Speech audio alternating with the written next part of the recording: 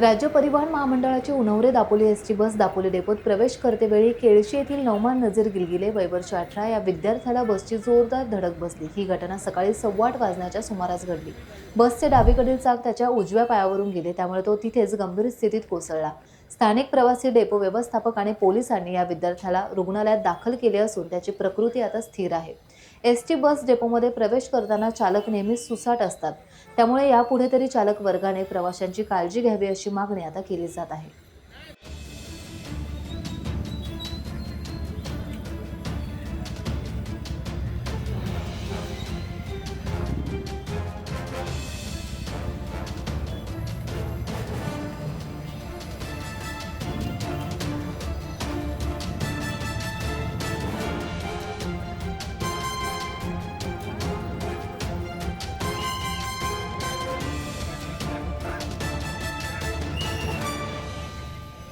नाव सांग. नौमान नजीर गिलगिले. नौमान नजीर गिलगिले. कुठे जात होतास? कॉलेजला. कुठल्या कॉलेजला आहेस? अर्बन कॉलेजला. अर्बन कॉलेजला. गाव कुठला? केळशी.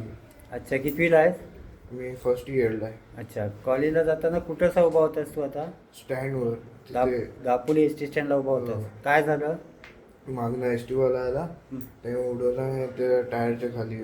कुठल्या टायरच्या खाली?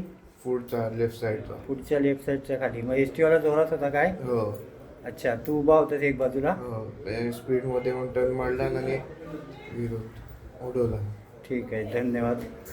टाइम्स डिजिटलला लाईक करा, सबस्क्राईब करा, शेअर करा आणि बेल आयकॉन दाबायला विसरू नका। पाहत रहा टाइम्स डिजिटल।